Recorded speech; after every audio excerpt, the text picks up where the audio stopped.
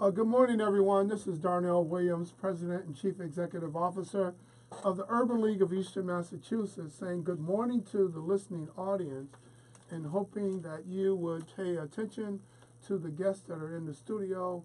And we're just very grateful to bring the Community Focus Program to you once again.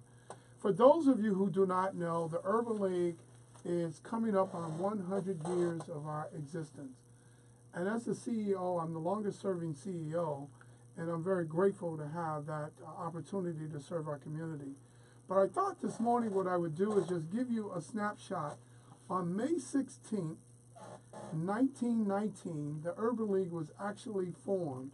And there was this article that was in the New York Age, which was a publication in New York City, that I just thought that I would read to you this morning just to give you a sense how we have been what I call legacy driven to the work that we do at the Urban League.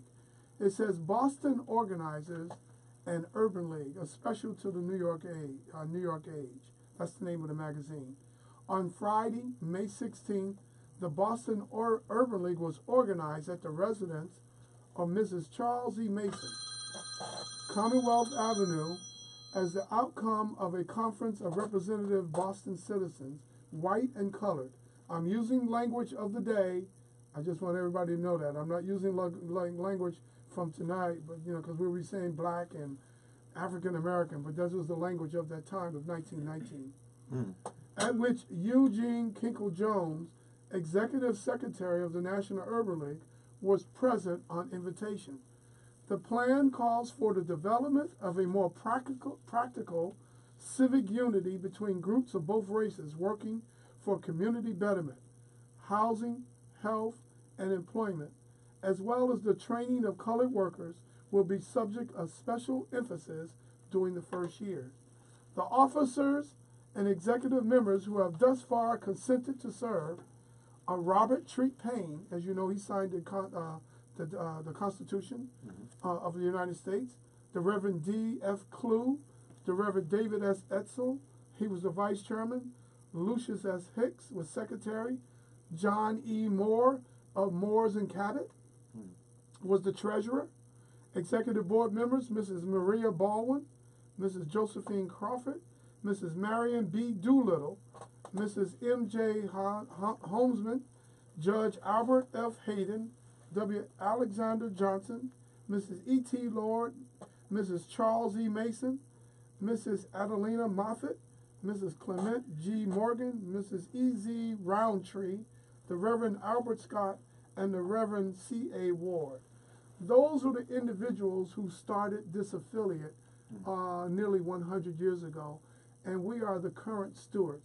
So we're going to have a lot of activities planned for the Urban League so that people can come out and celebrate with us what we would consider the legacy as the current stewards of making sure that the Urban League is continued existence. But if I were to strip down what the Urban League still means today as me as the current CEO, I would say in this way. How can we break the chains and the cycle of poverty and move individuals and their families to a more prominent place of prosperity within these United States of America? If we can accomplish that in our lifetime, then we would have done our job and we would have honored the legacy of the Urban League of Eastern Massachusetts. Let's shift our focus now to the guests that are in the studio. I want to introduce you to Jasmine Mason and Wilbur Brown. Good morning to the both of you. Good morning. Good morning. All right, so we're going to make sure we have some fun this morning. You're talking to a listening audience. They can't see you, and many may not even know you. So we're going to start with you, Jasmine. We don't want to go from the first yard line out and score a touchdown. We want to build it sequentially. Okay. So tell people, where were you born, how many brothers and sisters you have, and if you could spend just a few minutes talking about your early influences of what kind of sparked you to become the young woman that you are today. Okay. How's that? Is that a? Yeah, that works. That works? Yeah. Okay, good. So my name is Jasmine Mason. I go by Gigi. I was born and raised in Providence, Rhode Island. Then I moved to Cranston. Went to Cranston East High School there. But in my early years, I pretty much was into like ballet, tap, jazz. That was your parents making you do all that Just, stuff, right? yeah, just try. No. Yeah, they did. They had to drive you. They Just paid for the lessons. Well, them just trying to get me into, a little bit of different activities, just trying to To see what my expose you? interest. Yeah, just see Okay. what I was really interested in and see if anything would take off from there. But You're a good daughter. You gave them good clearance. I did a little bit of everything, to be honest. Oh yeah, and I'm the only child. Okay. So, yeah. Little spoiled princess, huh? A little bit. So yeah, little bit. yeah, I'm the only child. Like I said, I did those different activities. I did swimming. I played the piano. I did basketball in high school. You were all around athlete, huh? Yeah, I did a little bit of everything. And then one day my dad's friend, they play basketball on the weekends, and he was just like, hey, maybe she should try bowling. Because my dad, he keeps all his friends updated on what I'm doing and stuff like that. Was your dad a Facebook aficionado or Not really. Twitter? No. Snapchat? No, none of that. So yeah, he was like, maybe she should try bowling. And then I started at the age of 10. I believe it was in 2005. I'm 23 now, so I believe it was 2005. Congratulations. Wait, let me ask you one quick question. Okay. I bowl, Okay. so I can ask you a few. So what size was your first ball? It was, I believe, 8 pounds. 8 pounds, okay. Yes, and it was a plastic ball for you Okay. bowlers out there. Yeah, it was a... That was not a whole lot of turn. No, it was... It was a straight ball. It was purple and pink, I believe. It was like a little mixture, yeah. It was 8 pounds. Okay. So you started when you were 10, and you bowled at the Cranston Lanes? yes, and then I had moved to Lang's Bolorama, which it's now called. It's, I believe, on Niantic or off of Niantic. It's off the highway. Like when you go on the highway, I believe 95. You can Yeah, see I know. I was in a tournament in Cranston Lanes. Okay, like yeah. Recently, yeah. That's where we started out. Yeah, I got my clock clicked. We contributed to the tournament. Yeah. Made a contribution. I know. Oh, So you started at 10, and so what made you fall in love with bowling? I don't. Something had to click. Yeah, I would just say, well, at first I just, like I said, I started and never stopped, and then my coach was just like, hey, you can get college scholarships for this, and before then I was kind of like ignorant, like you can get, didn't know, like you could get college scholarships. Like, Wait a minute, he's telling you about college scholarships at 10? Yes. Oh, get out. So you must have had some serious potential at that time. Yeah, well, I mean, not really. I started out with like a 42 average, so I was just starting, didn't know anything about bowling. The only bowling I really did was pretty much like birthday parties. Like I had a bowling birthday party or went to others. But other than that, I didn't do any type of bowling. So he was just like, yeah, you can get He was college. encouraging you then Yeah. at that early age, Mm-hmm. dropping seeds of what Exactly. potentially could happen. Yeah. So, I mean, he told my parents and I that, and I was like, okay, well, let's just see where this goes. But ever since then, I never stopped. And, we would go to tournaments. So you've been bowling for 13 years now. Yeah. Long time. We're going to come back to you. You just hold that smile. Okay. Hold that thought. I sure will. I want to get Wilbur Brown is in the Okay. studio. Wilbur, it's like I'm so happy to have both of you here. I'm happy to Thank be you. here. And I would say that I've known you now for a good 15, 20 years now. Oh yeah. And I'm so grateful to have you in the studio. But tell people who you are and what you are bringing to the table. Well, my name is Wilbur Brown, and I was actually born in North Carolina. All right, my father was an Army veteran. Okay. And Thank you for your father's service. Yes. World War II? Yes, sir. Okay. And we lived in this town called Kinston. I was born there. I went to school there during my elementary years and everything. And one of the things that kind of started to shape my life was that my father was a hard worker. He was two types of alcohol. He was two types of holics. He was a workaholic and he was an alcoholic. So that started to shape my life as a young boy as to being an adult child of an alcoholic. And that's kind of like what has propelled me into the service that I bring to communities, around the country, dealing with people that's in transition. Because it's kind of like a difficult thing in going under the philosophy what goes on in the home stays in the home. So you're talking about the silence that transpires. Yes, sir. But before you get into the transitional piece, you have any brothers and sisters? Yes. I was. You want to give them a shout out. You might want to give your mom and daddy a shout out. Oh, yes. Oh, yes. Daddy a shout out. Talk about mama. Oh, yes. At one point when I was growing up, I didn't think I was fortunate. I grew up with 4 sisters. Okay. And I was the only boy. You were the youngest? No, I was next to the oldest. Okay. But I had 4 sisters, and I didn't have any brothers. So I thought that was so unfortunate because everybody else had, well, I'm going to get my big brother. You know, I couldn't go get anyone, you know. So, but my sisters really played a real part in my life in reference to being sensitive and understanding different gender issues and just they added a sensitivity to my boyhood, or my manhood, if I will, right?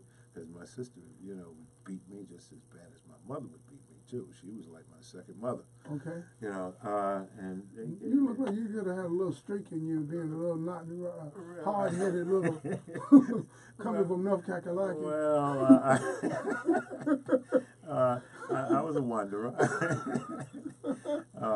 But that, you know, in looking at today as to how that played a role, and you know, when I said that, you know, my father had kind of like a illness, and studied alcoholism, and I understand what that illness is today.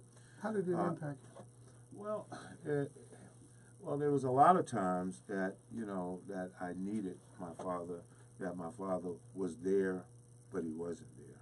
Physically, right? he was there. Physically, he was there, but with the working and with the consumption of alcohol, you know, he, you know, kind of like was void in my life. And one of the important things that kind of like substituted that was my band teacher. You know, Okay. He was somewhat of a surrogate father. He taught me how to read music. He taught me how to play a few instruments. But the big part that he taught me is he taught me how to be a young man. It was kind of like, I'll never forget his name, and I'll give him a shout out. His name was Dr. Arthur Harris. And he was very competitive, and we watched band movies and AT&T, Gremlin, Florida A&M, and we used to try to be like them, and you know, I mean, HBCUs, the marching bands, is that what you mean? Yes, sir. Okay. Yes, sir. Okay. Yes, sir. Just for those of you in the listening audience, this is Wilbur Brown doing a shout out to Dr. Arthur Harris.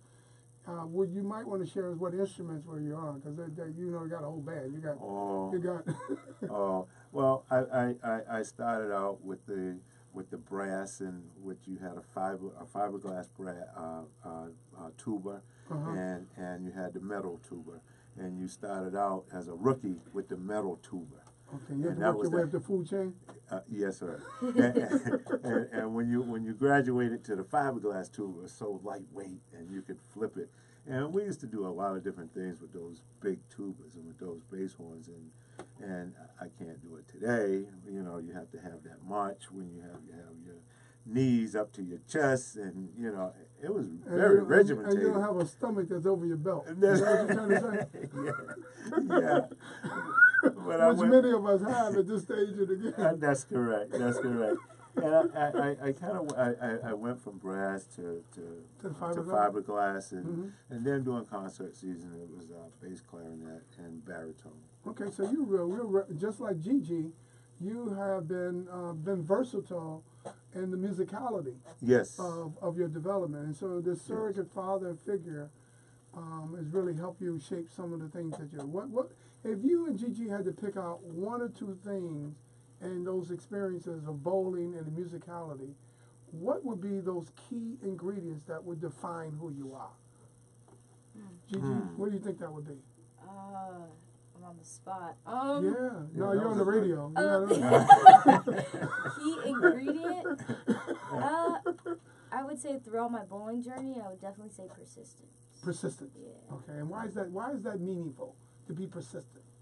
I mean, at least in my sport, like, I just had to keep, working and working and working and failing and trying again and working and pretty much, like, never stopping. And so, I mean, because if I did, I wouldn't have accomplished the things that I have accomplished. Would you add the word, what do you call it, persistent but consistent? Yeah, definitely. Because you got to find that spot. Yeah. And you find that spot and you never lose that spot, right? Exactly, yes. Yeah. That's Yeah, a good then word. that's bowling language, y'all. If y'all listening, when you find your spot, but the lane changes. Mm-hmm.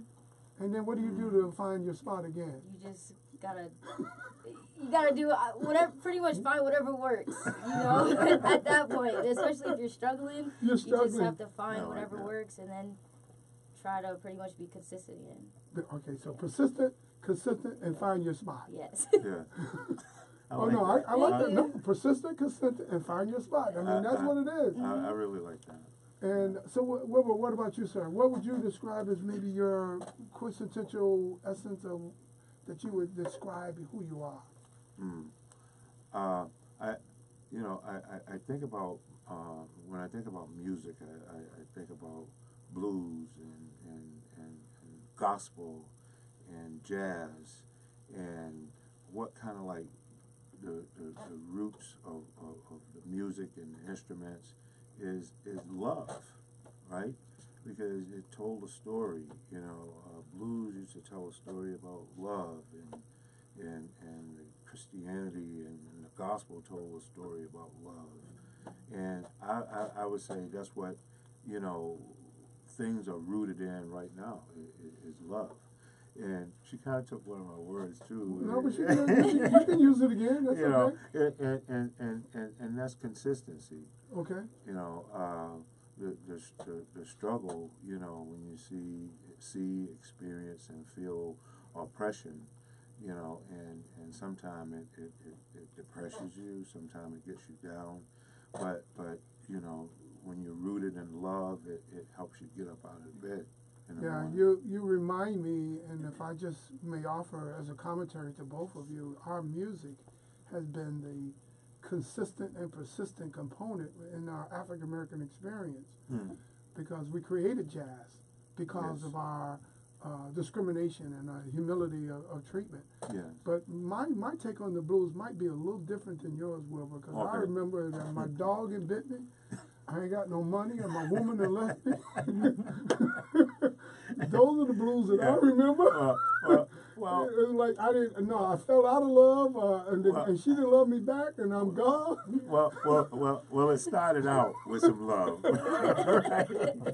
And the biggest thing, the dog bit me, Right. and then the woman left me. Right.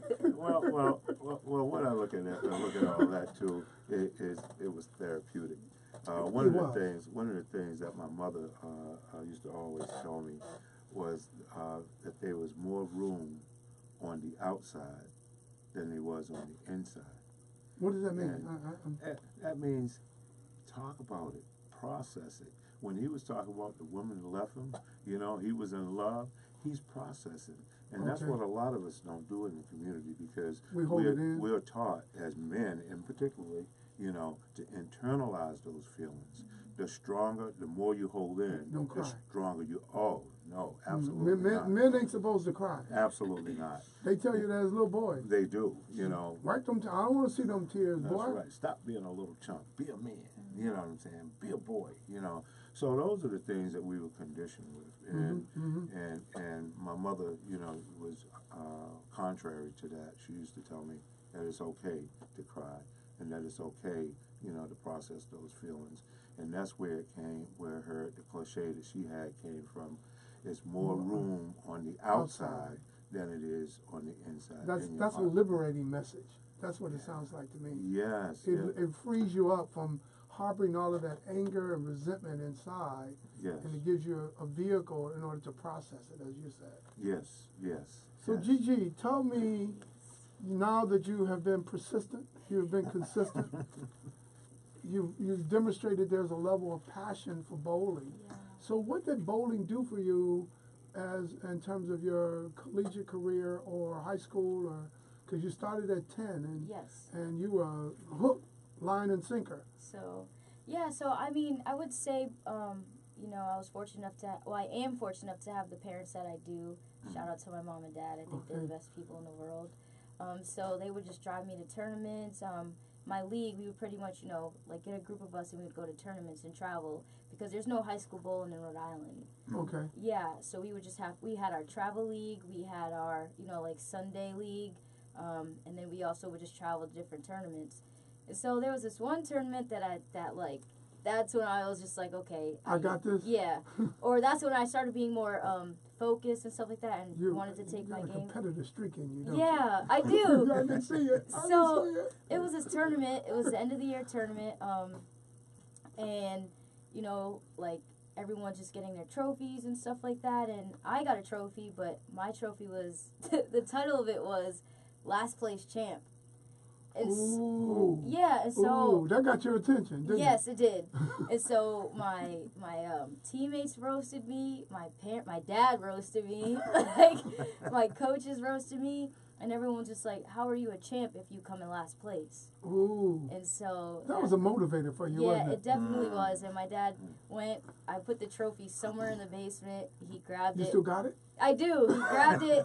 He put it in my room, and it has been there ever since. Okay. And that was like my motivator. And I was just like, okay, well, if I want to, go to college for free, I can use my skills, what I'm good at, to help me get an education. And so that's when I love it. I love that. Yeah. Repeat that one more time. I pretty much use my skills to help me get an education. Excellent. Yeah. In other words, they call that OPM, other people's money. Oh, I like that. I like that. OPM, other people's money paid for you to get educated. Definitely. I love it. So yeah, that was definitely my motivator, and ever since then, I worked extremely hard, and I ended up getting, had my college visits. For NCAA, you get 5 official visits. Okay. And my official visits were University of Maryland Eastern Shore, Norfolk State University, University of Nebraska, and then the other 2, Valparaiso, and then the last one. Valparaiso in Indiana. Yeah, the last one. Oh, Vanderbilt. Vanderbilt. Yeah, yes. Okay. And so actually, Virginia, right? Tennessee. Tennessee, I'm sorry. That's all right. Actually, Nebraska was my last visit, and I just didn't want to go. I was just tired of, missing classes and having to make up work. I was in high school at the time, and I was just like, Dad, I don't even want to go anymore. And he was just like, you made a commitment to your coaches at University of Nebraska. So he was like, you have to go. And that's one thing my parents instilled in me. If you say you're going to do something, make sure you keep your word. do it. Exactly. Honor your word. Yes. So I was like, okay. And on the way there was nothing but cornfields. So I'm just like, how am I even going to fit in here? There's nothing but cornfields. The school isn't for me. As soon as we got to campus, we just saw the school. I was like, Dad, I'm going here. Oh, wow. Yeah. It was just like, it was that instantaneous yes, for you? Yes, definitely. I was like, Mom, Dad, I'm coming here. And the first thing that we got to see was the stadium, which is where, the football team plays, and then, everything for student athletes is in there, where you eat, where you train, you have study hall, you could do homework in there. I could go to classes and practice and just go to the stadium and just stay there for the rest of the day and not have to go anywhere else because everything was in there. Everything was kind of like what you call centrally located. Yeah, exactly. So it just happened to be in cornfield country. Yeah. So you and Brian Bosworth and all them football players out there from Nebraska, right? Yeah, just in the middle of cornfield. But when we got there, it was like, okay, it kind of reminded me of home a little. Like Providence is, the city, the stadium and the school, and kind of helped make up the city. So it wasn't too far from home. It was a little smaller, but it wasn't like I'm in the middle of cornfield. It was something there, So yeah, and we went to the stadium, and just, the way they treated the athletes, I was just like, wow, Dad, I have to come here. And that was after the 4 other visits. Yeah, so you already had those under your belt. Yeah. And you're good there, you're tired, you're saying, I don't want to go, and then you fall in love. Yeah, and it was actually, too, after every visit, my parents would ask me, do you think you could see yourself here? And I was just like, yes. But it wasn't like a yes, like a definite, my heart is all in it. I was like, yeah, I could see myself here. But when I got to Nebraska, I was like, oh, I'm coming here. Oh, wow. Mom, Dad. And that was before, I went to the bowling alley. I met the girls, the team. That was before they talked about, the educational part of it. I just saw the stadium and how they treated the student athletes, and I was just like, this is for me. Oh, wonderful. That is wonderful. Yeah. So, Wilbur, tell us, now listen, you've been talking about transition, you talked about your dad, and I would call it the biculturalism of your dad, and how it shaped you, your sisters influenced you. How did you get to Massachusetts? Well, that's a mouthful, right? That is a headful. Right? That was a mouthful. Well, actually, you know, I got here by conflict. My mother told me when I was 15 years old, she said, "Why don't you go visit your sister in Boston?" And I visited her. I came here to visit your her, older sister? My older sister, and I've been here ever since. Okay. Been here for the past 20 years. It's been 20 years. That's right. Yeah, Okay. Yeah. So I must have met you when you first got here. No, I'm teasing. Oh, okay. I was trying to let you know. I said 20 years. I'm a little older than 45. Well, no, you can say whatever it is you want to say on that side of the microphone, because people are going to hear you. They're not going to judge me about what you say. No, I'm only teasing. That was a little joke. Okay. But no, I've been here since I was 15 years old, and I've had a number of experiences. And what kind of like led me here was some of the transitional issues that I had with my father. Okay. You know, when you deal with things at a younger age, right? When you become a teenager, you know, you want to take things into your own hands. Yeah, you want to be froggy. Yeah, you want to defend your mother too. Yeah, you know, yeah. And her seeing the attitude that I had towards It was shifting. him. It was shifting, contrary to your dad. Yes. That's what it sounds like. She wanted me to. She wants you to be out of that drama. Yes. That's what it sounds like. Yes, she did, and she took me out of it. I came to Boston, and I. Well, thankful for your mother and her insight. Oh yeah. But she made a sacrifice for you in order for you not to be traumatized by that. Yes. That's what it sounds like. Not to have additional trauma, being traumatized as a teenager. Mm-hmm. But one of the things I've talked a lot about my father and his addiction and my transitions during that time. But one of the things that I want to let the audience know is that by understanding what alcoholism really was, right, I have much love for both of my parents. Are they still with you? Unfortunately not. Both? Both. Okay, my condolences to you, my friend. Yes, and one of the things that I did do, and I am so grateful that I did before my father passed away at the age of 19, when I was 19, right, is that we was able to make amends. Amen. That's such a blessing. That was one of the. So you're able to reconnect and Yes. get beyond the issues and relate to him as father, son, and to Correct. repair that breach. Correct. You know, and I'm so glad that I was able to capture that in this time frame now, because it would look like, oh, this bumpy road all my life, and I hate my father, and my mother was the best, and my father was terrible. I love both my parents. Amen.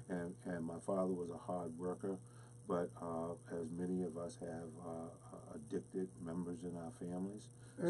Ain't that the God's truth? Whew, you know, all of us. Everybody yes. got somebody in their family Yes. that's got something that's going on. And so I'm so grateful that you're sharing that, because that is part of our journey. Yes, sir. That's who we are.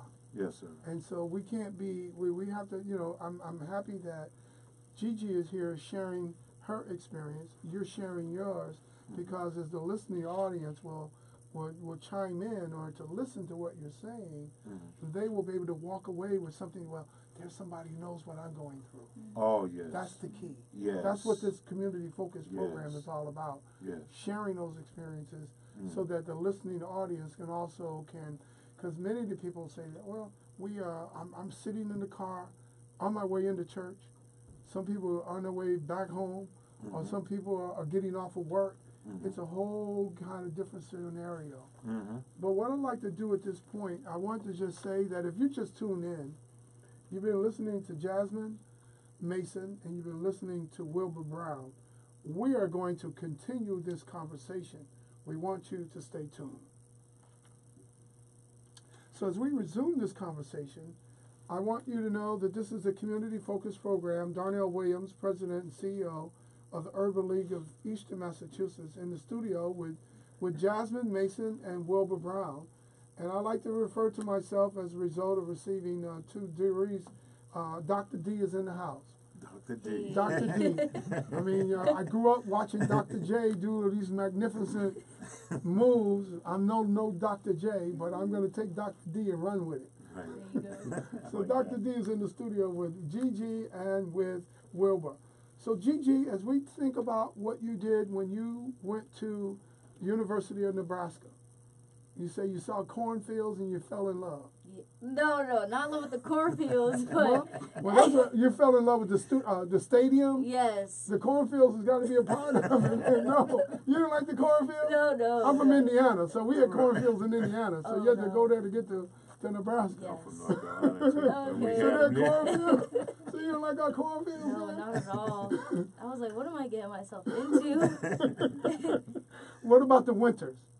Winter's actually similar to like Boston and Rhode Island, but I would just say Nebraska is probably a little colder because of the wind. And you don't have it's just mountains and It's valleys. just like it was just it would make a 20-degree day like negative something. It was just that the Brutal. wind was ridiculous. Yeah, Did you learn how to ski while you were out there? I did not. Okay, you just bowled. Yes. Okay, so talk about your bowling experience at Nebraska and what did it do?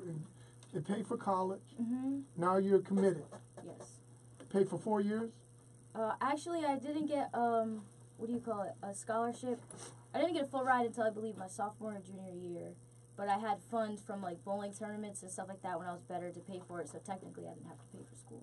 So in other words, you bowled so well prior to getting to the University of Nebraska, Yes. and that means that you were smart enough to take those winnings and put them aside. Mhm. So you weren't living large. Yeah. Yeah. You were not living large, Yeah. so you were able to pay your tuition, your books, Mhm. and everything. So I know your daddy must have been smiling. Yeah, he was. Smiling right now.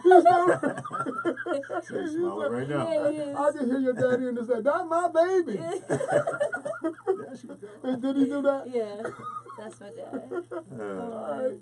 So tell us what happened after you Yeah. really started to make it start. You started to realize that this was taking you someplace. So I would definitely say freshman year was like the hardest year Why? for me.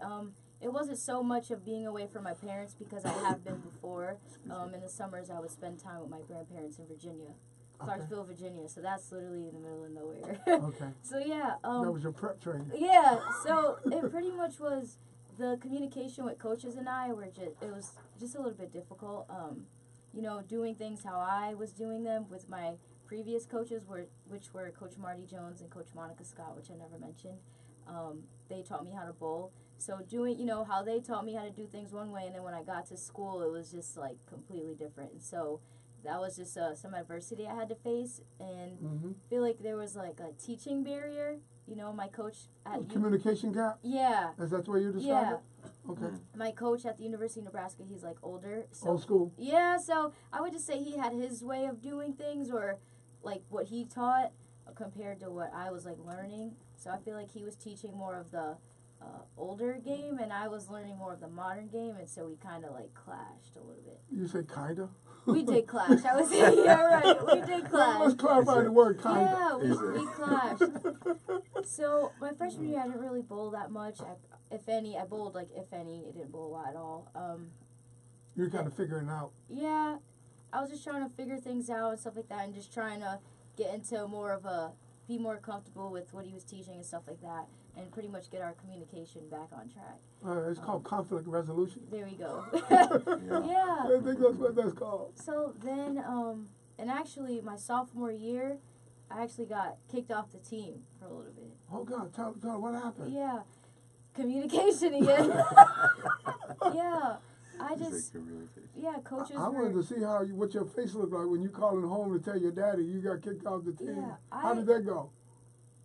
It's not good. I was just like, Dad, like coaches and I, we just weren't seeing eye to eye, and we just had a heated conversation, and I just couldn't take it anymore, so I just walked away. I was just like, I kind of just walked away and called my dad, and I was just like, yeah, we had a heated conversation, and I just left, so I don't really know what's going to happen the next day. So I came into practice next day, and my teammates didn't know anything that happened the previous day, so coach was like, like she's disrespectful and stuff like that. And my teammates were just like, Gigi, like she's not disrespectful, stuff like that, because they know how I am.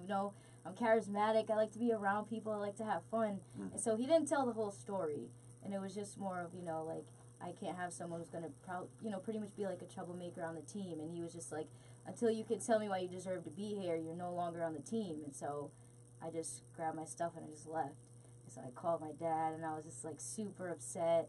And I actually had a mentor there in the athletic program, and he played for University of Nebraska. He was on the football team, and he played in the NFL. He was on the 49ers. His name is Dr. Jamie Williams, and he was just like, you have to stick to the script.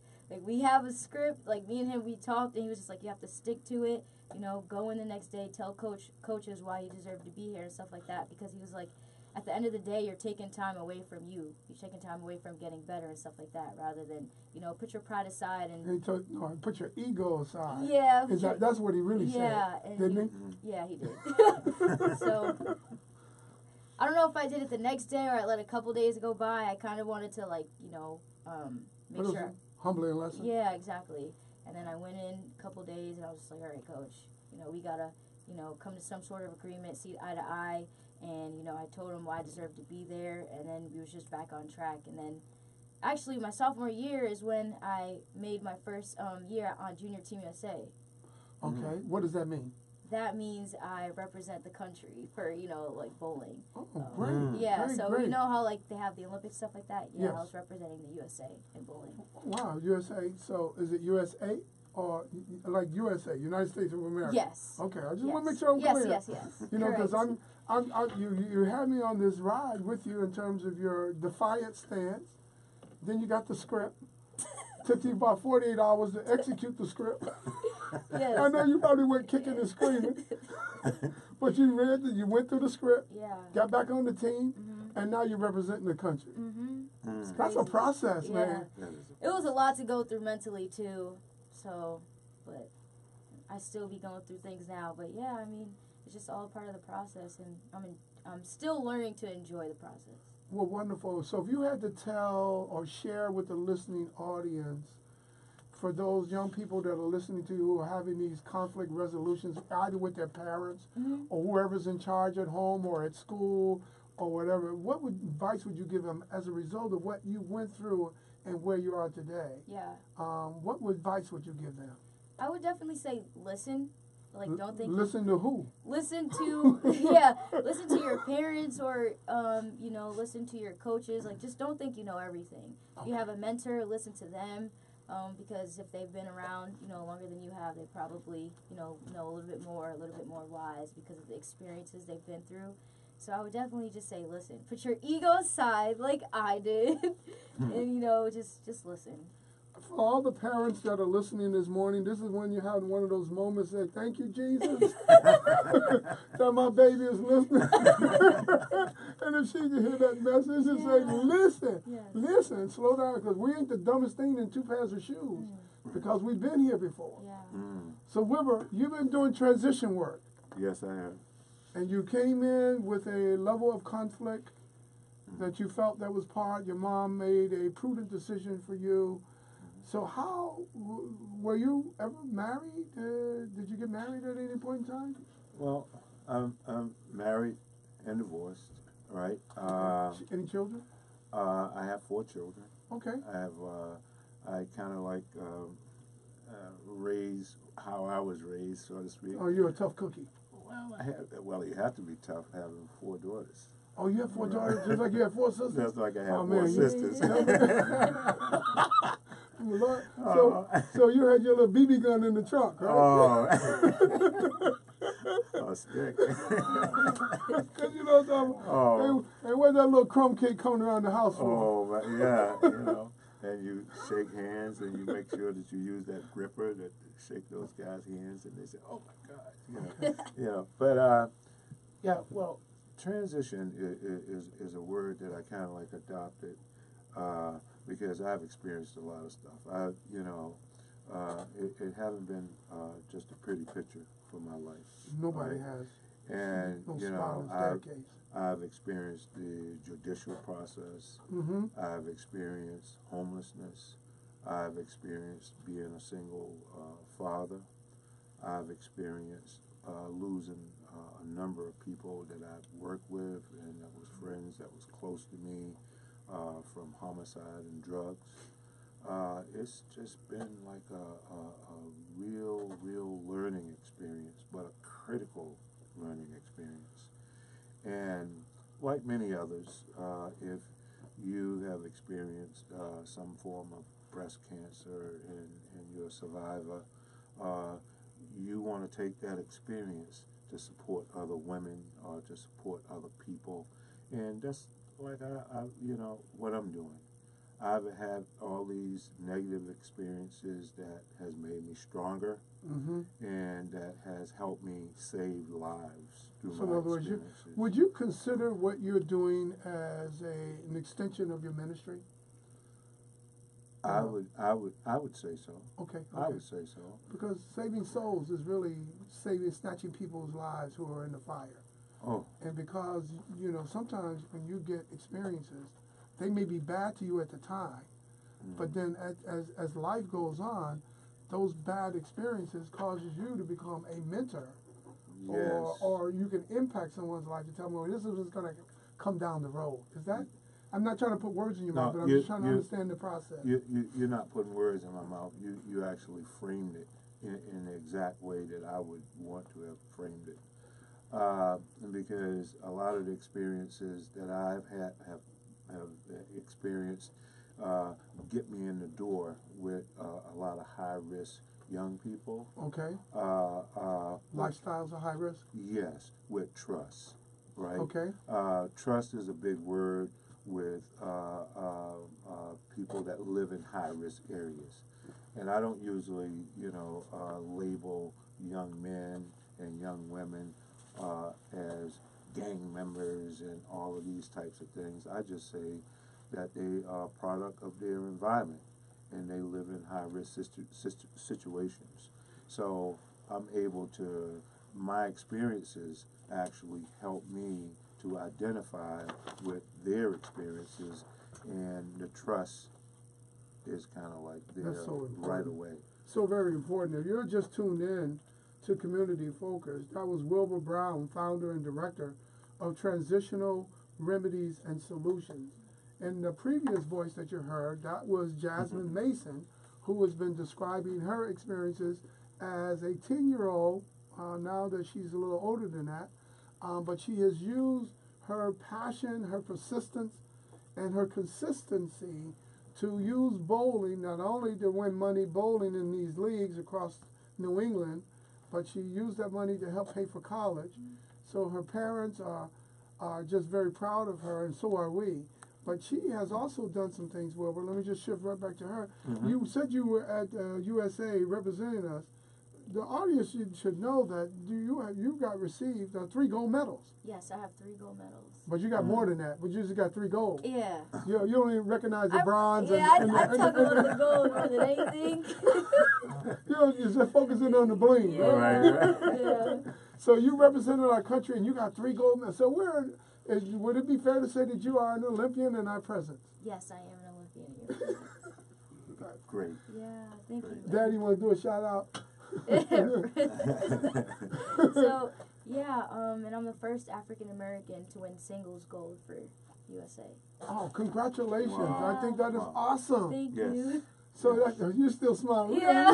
You got the smile on her face. Yeah. But that's not something that you had a blowout with the coach. You thought you were right, the coach is wrong, and now you got 3 gold medals and you total 10 medals. But we don't talk about those other 6. Yeah. We just got those little small trophies say thank you for participating. Yeah. You remember those ones that give you 3 little balls? I A do. little black ball, a white medal? Yeah. That's what we have. Yeah. And you got 3 gold medals as an Olympian. Oh, wow. Well, how does that feel? What's that feel like? It feels really good. I know sometimes I don't, I guess, recognize the significance of it, and my dad's always saying, like, hey, you're the first, like, I don't know. You're the like, Tiger Woods of bowling. Yeah. Tigerina, I mean. Yeah. And I'm just. I don't want to make a No, male no, version, I know. but you know what I'm trying to say. Tigerina. Yeah, and I'm just trying my best, just to get better and eventually go pro. That's coming up great. in April, yeah. April of 2019? Yeah, the Professional Women's Bowling Association. I'm doing my best to, at least what I'm working on now is trying my best to get some exposure to share my story so that I could get potential scholarships. Sponsorships. Right, so right. that There's a big difference. Yes, sponsorships. Sponsorship. Yeah. You want companies, because basically what they do, if they sign you on as whether it could be Reebok or Puma, New Balance, Converse, did I miss anybody? Pretty much anyone that could really help. Anybody can help. But you want to because they're in the shoe business. But not even just that. What I Okay. want to do is I want to change the culture of bowling. I don't want to just be sponsored by, just bowling companies, because a lot of the companies, like, I want to do what basketball players do and football players. I don't want to just be sponsored by the bowling companies. And I've reached out to a lot of the companies, and they're just like, we don't do bowling. And I'm like, that's the point, see if you can. I love bowling. Yeah, I do too. I love it. I love it. To see if they could try to venture out to something different and have an open mind. You never know, it could go farther than you think, but just give it a try. And so I want to be sponsored by like a major sports company. I think it'd be super cool. I think that would be awesome to Me have someone to too. say that this is the community focused program. You heard it here. She's looking for sponsors.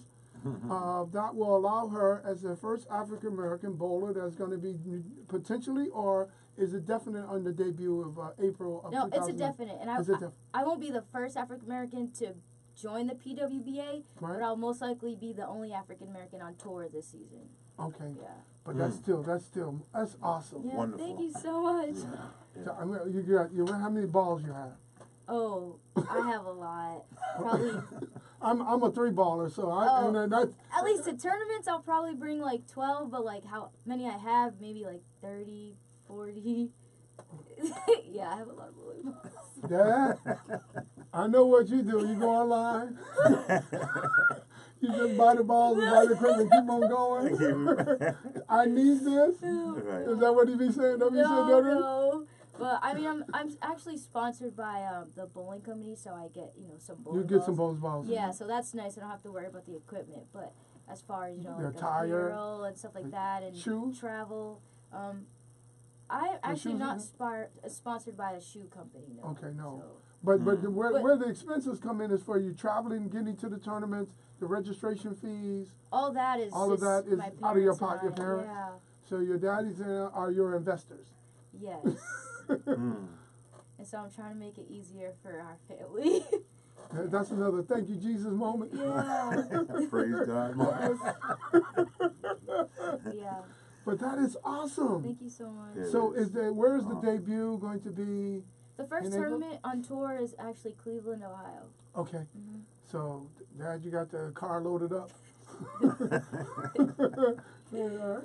So, Wilbur, as the president or founder and director of Transitions, Remedies and Solutions, what does that mean? Well, it kind of like mean what the program is called. We have a lot of grassroots people, a lot of oppressed people, a lot of repressed people that are in situations that are going through major transitions in life, whether it's through poverty, someone that's in a federal prison that's coming home, postpartum, eating wrong, transitioning to try to lose weight, to get your health back together. It's broad, right? And we try to come up with remedies and solutions to help people to get back on their baseline, or to get on their baseline. You're back to square one almost. Right. But how do you find these people? How do they find you? Well, one of the ways to find me is basically through word of mouth. Okay. Because another transition, which is kind of like a critical one, is I work with a lot of people that has lost loved ones through homicide or through shootings or through suicides. So that's a major transition that families go through. A lot of times you have to go through that stuff and we don't have anybody to help us navigate through it. That's true. Is that what you're doing? And that's what I do. I do what they call a lot of psychological first aid I go to funerals with people. I go to, and one of the biggest things I found out in those situations, and that I've been thinking about over the past few years, I go to see people 2 weeks after the Everything is- funeral. Okay. That's when people really, really is alone. They don't have the people bringing the food. They don't have the people to cry on their shoulders. They don't have the Hennessy. They don't have the people just there for them. That's the time when I go and have a conversation and support people. So you just listen? A lot of listening. And it's like when I'm at a funeral or when I'm working with high-risk men that has lost someone to a shooting or something, you just become a compassionate presence. We call that ministry of presence. And what a compassionate presence is you're there, but you're not there, and you don't get in the way of their mourning process, right? But if they really need you, you're there. You're there right for them. If there. they want you to do something, you're not driving. You're a passenger in the car. You're not the driver of the car. That's correct. And I find that a lot of people benefit from that time. They benefit from the initial, the first 48 hours of a critical incident. But I kind of tend to want to go on. You want to be there for them after all of the crowds are gone and all of the celebration of life has passed. Yeah. You're saying there's a critical period where they're going to need somebody to be there in their presence. Yes, sir. And that's the void that you fill. That's the void that And I that's feel. what TRS, right? Boston. Transitional Remedy Solutions. Solutions. And that transitional part, and I look at people that's leaving institutions, and I kind of keep it broad because it's a broad problem. Someone that's leaving the county jail, someone leaving Framingham prison, someone leaving the federal prison. They're making a transition back to mainstream society. Yeah, what do you think about these folks that are up there on Melnina Cass Boulevard? They're over there by the Sheriff's Department on Mass Ave and Melnina Cass Boulevard. I don't know if you've seen them. They're out there. Oh, I have. That's a sad sight. It is a sad sight. I was actually there the coldest day of this year, talking to young men and letting them know about the program that we have on 1544 Columbus Ave, which the Urban League has, Urban Edge. Urban Edge, I'm sorry. No, that's fine. Urban Edge has given us a shared space. Okay. So that's where you're housed at. That's where at And 1544. Urban Edge is kind of like your benefactor. Yes, Okay. yes.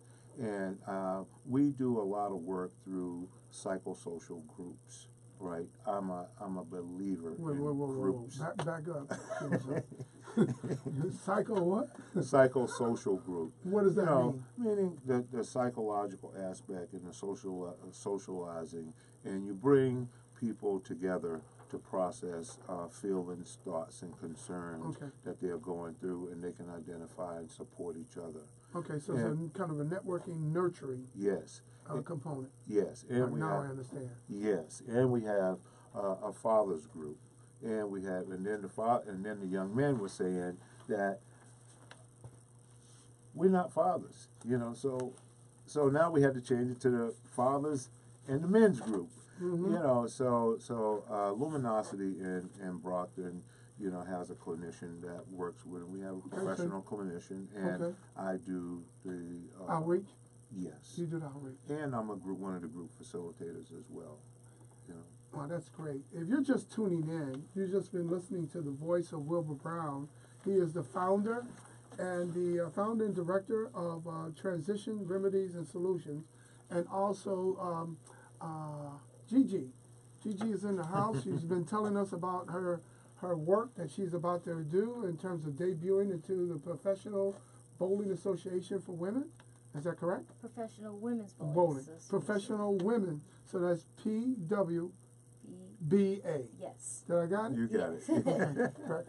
And also, if those of you in the listening audience, one of the things that I should remind you, every Tuesday and every Wednesday at 1 o'clock at the Urban League, we have what I call our coding program, our digital program, our computer literacy and internet knowledge, and our customer service and sales training.